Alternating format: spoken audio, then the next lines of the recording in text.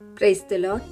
సహోదరుడు భగత్ సింగ్ గారి అనుభవములు దేవుడు తనకు బయలుపరిచిన దైవ మర్మములు.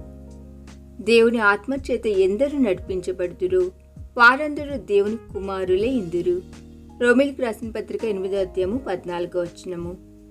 అబ్రహాము కుమారుని తన యొద్ద నుండి పంపివేయవలసి వచ్చెను.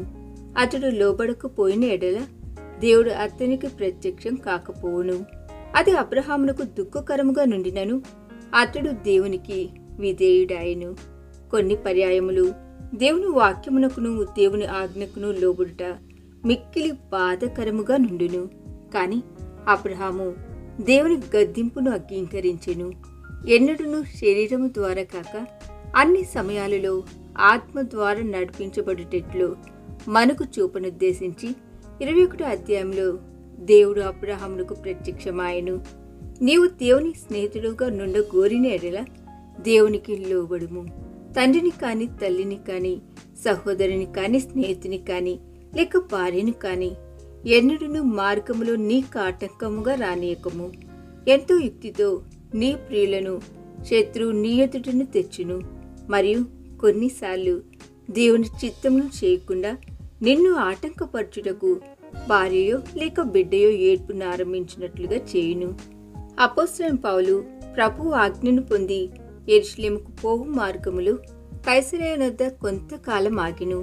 అగబు ప్రవక్త అచ్చటికి వచ్చి పౌలు నడికట్టును తీసుకుని తన చేతులను కాళ్లను కట్టుకుని యెరూషలేములోని యూదులు ఈ నడుకట్టు గల మనుషుని ఇలాగు బంధించి అన్యజనుల చేతికి అప్పగింతురని పరిశుద్ధాత్మ చెప్పుచున్నాడు అనెను.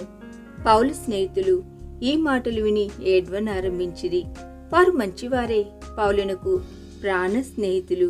వారు తిరిగి జన్మించిన వారే కాని పౌలు ఎట్లు బంధించబడని ఉన్నాడో వారు వినినప్పుడు ఏడ్చుచు అక్కడకు వెళ్ళవద్దు అని చెప్పుట ప్రారంభించిరి.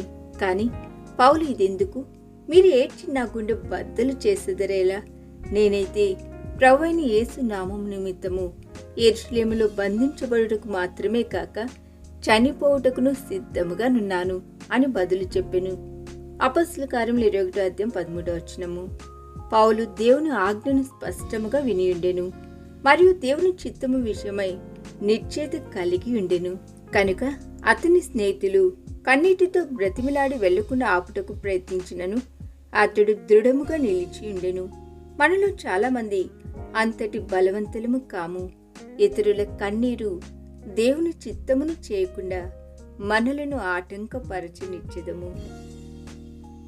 ఈ దిన ధ్యానము మనందరి ఆత్మీయ జీవితమునకు ఆశీర్వాదకరముగా ఉండునుగాక.